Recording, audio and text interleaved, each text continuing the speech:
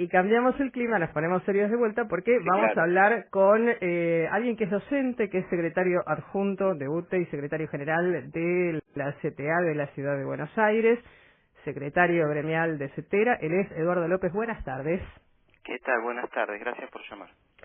Eduardo, queríamos hablar con vos por varias cosas. Nos vamos a ir ordenando para tratar de tratar todos los temas y en principio quería preguntarte cómo es la situación de los docentes hoy con esto de la cuarentena, las clases virtuales, la formación, la preparación, la cantidad de trabajo que tenemos en casa.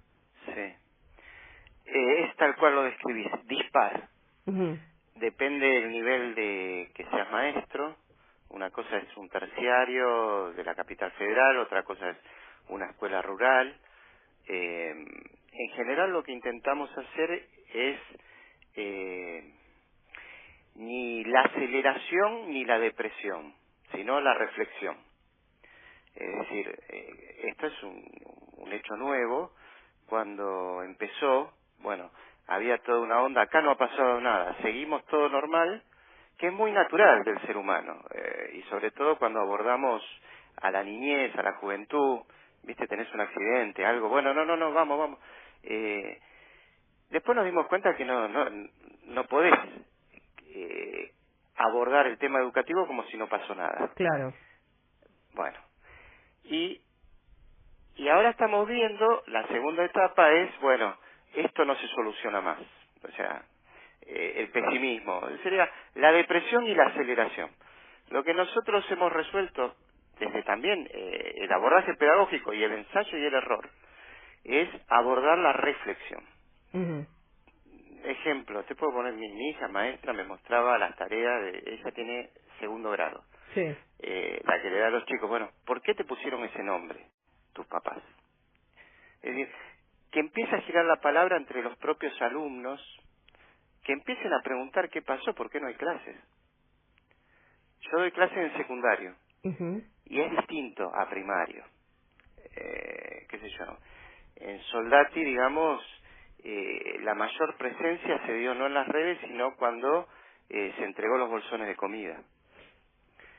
Y después los jardines son otra cosa. Ujú. En todo lo que intentamos hacer es sostener el vínculo. La Argentina tiene la particularidad en América, y diría en gran parte del mundo, desde la ley 1420, 1884 a esta parte, que tenemos un sistema educativo muy extendido respecto a la población que tenemos. Casi todos los chicos de la primaria están en la escuela, se van incorporando mucho a la secundaria, se amplió hacia abajo el jardín. Todos los días, en épocas normales, salen 11 millones de chicos a la escuela, 1.200.000 maestros, más el sistema universitario. 1 de cada 3 argentinos se va a educar todos los días. Se levanta a la mañana, se peina y se va a educarse o a educar. Y eso se paró. Eso generó una conmoción. Yo quiero destacar acá el Ministerio de Educación, los materiales, o sea, la emergencia se atendió. Sí. Ahora estamos en una etapa de reflexión. Bueno, ¿qué pasa? ¿Por qué no hay escuela? Y ahí la palabra del maestro, de la maestra, el circular, el decir algo nos falta, no es lo mismo. No, mandame tarea como si nada hubiese pasado. No, algo pasó. Ese sería un extremo, no reconocer que algo pasó. El otro extremo es, bueno, es el fin del mundo. No me educo. No, tampoco. Entre esos dos extremos y reflexionando en base a la población etaria que tenemos, es como nos estamos manejando, con la historia que tenemos y con el amor recíproco que existe entre la comunidad educativa y los docentes. A ver,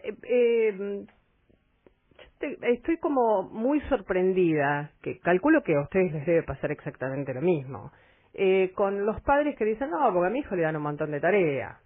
Y Claro, otros padres que dicen, no, mi hijo no, lo tengo que entretener yo porque claro. no, le dan una clasecita así nomás. Sí, Digo, vamos pasando por estas etapas que vos decías, sí, pero también totalmente. tenemos estas otras realidades en las que los padres exigen cosas que son imposibles de cumplir porque a ver, no se puede satisfacer a todo el mundo. No, bueno, lo que nos pasa en los WhatsApp, digamos, un familiar que te llama diciendo, bueno, no salgo más, se chocaron los planetas, y otro que te dice, vamos, vamos, ¿cuándo salimos? Esto es, bueno, eso lo tenemos, lo que está pasando en la sociedad.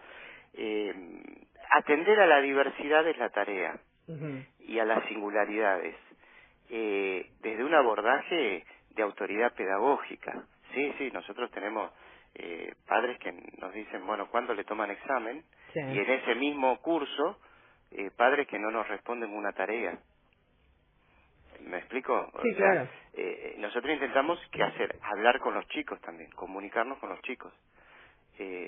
Bueno, ahí cada familia es un mundo, lo sabemos abordar. También tenemos familias que nos dicen, bueno, ¿cómo hacen con 20 chicos? Yo ya no aguanto más y tengo uno en mi casa. Sabemos cómo hay que abordar las singularidades, no hay recetas, no hay libros escritos. ¿Qué hacer cuando hay una pandemia y se suspenden las clases? Sí, que además nos agarró de sopetón a todos, y Claro. eso también te lo quería preguntar. Digo, en general, los docentes, ¿estaban capacitados como para enfrentar esta situación? Desde el punto de vista de cómo abordarlo, sí. Desde el punto de vista de los materiales y de la conversación con las familias y con los gobiernos, no. Claro. Nos agarró, sí sabemos cómo manejarnos en esta desorganización social, porque si hay algo que tiene la escuela, que es un organizador social. Claro. Es decir, cuando se suspendieron las clases empezó ahí el aislamiento. Es así. Y va a empezar, cuando vuelvan las clases, se empieza a normalizar. Lo que te hace levantar a la mañana es el chico en la escuela.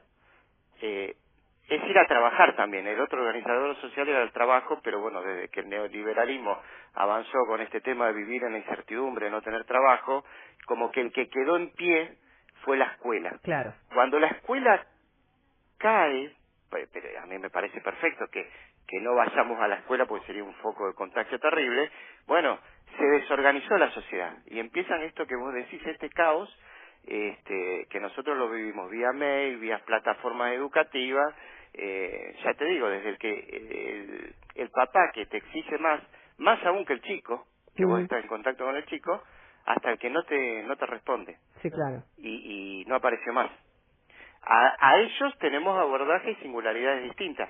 Ahora, sí hubo un debate anterior si había que apostar a la educación o no, si había que apostar a la salud o no, si había que apostar al desarrollo social o no, y en eso nosotros siempre dijimos la educación es importante, la salud pública es importante, el desarrollo social es importante. Otros sectores planteaban que no. Hoy se nota, y se ve y se valoriza tarde en unas circunstancias terribles para esos sectores que es importante la educación, la salud y el desarrollo económico y social. Sí, y estaba pensando en eso, de cómo se había desvalorizado hace un tiempo, donde los ministerios de estas tres cosas tan importantes que nombraste pasaron a ser secretarías. Claro, mirá, yo me estaba acordando, el 29 de noviembre, si uno lo busca en Google, pones represión a los residentes y concurrentes de la ciudad de Buenos Aires, en la ciudad se estaba reprimiendo a los enfermeros. Eso fue el 29 de noviembre del año pasado. Yo estuve en la marcha, porque era la marcha de los delantales blancos, íbamos los maestros, los residentes y concurrentes. Al otro día se armó una marcha. Digamos, se querían cerrar 7 hospitales para hacer uno, se querían cerrar escuelas, y ahora se ve claramente cómo se desorganiza la sociedad cuando estas instituciones caen por una pandemia. Pero hasta hace 3 meses la quería voltear el neoliberalismo a estas instituciones. Bueno, me parece que sirve para la reflexión. Yo creo Totalmente. que queda claro la postura del gobierno nacional, que es defender la salud, defender los derechos sociales, y si la comparás con Brasil, con Ecuador y con Estados Unidos, que están diciendo prioricemos el negocio y la actividad económica por sobre la salud, y si ves las curvas de crecimiento del coronavirus en estos 4 países, Ecuador, Brasil, Estados Unidos, comparado con Argentina, indudablemente da resultado apostar a las políticas públicas. Porque la curva de crecimiento que crece en Argentina no es tan vertical como en estos tres países que son la oposición a la Argentina, desde el punto de vista del abordaje del coronavirus. ¿Qué países se oponen más a la posición de Argentina? 3. Ecuador, Brasil y Estados Unidos. Miren la curva del crecimiento del coronavirus en Ecuador, Brasil y Estados Unidos. Eduardo, salimos un poquito del coronavirus por un ratito y quiero llevarte a dos temas. Si mal no recuerdo, hoy se cumplen 23 años de la instalación de la Carpa Blanca. Sí, 23 años y 2 días de la Carpa Blanca. Fue el 2 de abril. Hoy o el 2 de abril, sí, es cierto. Sí, estábamos ahí, la verdad que... marcó un hito en la historia. Un hito. Y era, bueno, justamente si había que hacer escuelas charter, si la educación tenía sentido o no, se discutía eso. Ahí empezaba el neoliberalismo en la Argentina en los años 90. La educación, mejor privatizarla, la salud, vamos a privatizarlo.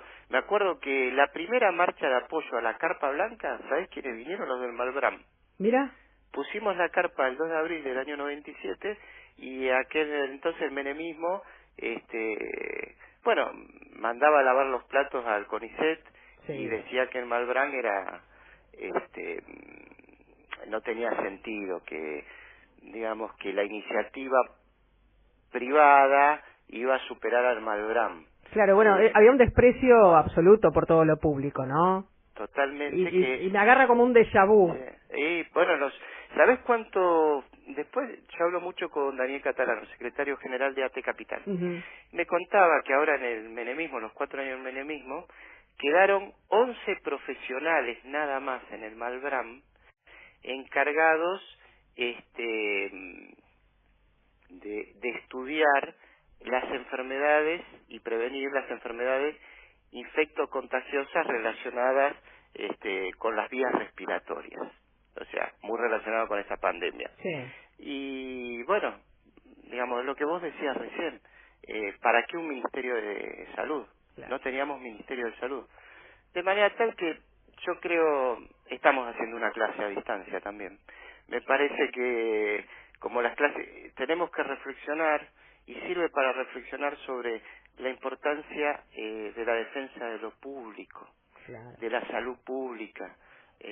Yo miraba en Estados Unidos, ya el gobernador del estado de Nueva York, tiene un intendente y una gobernación, ya está poniendo a disposición del estado y del gobierno de Nueva York hasta las prepagas, porque la gente se muere en todos lados. En Brasil están ya formando cementerios a campo abierto, y en Ecuador están los muertos en la calle. Es decir, nosotros tenemos que invertir mucho en salud, en este caso específico, y en políticas sociales, para no llegar a eso. No estoy diciendo que ganamos el partido, estoy diciendo que tenemos que intervenir más para no llegar. Eso es un recuerdo del futuro que tenemos cerca nuestro, o bueno, por supuesto Italia y España.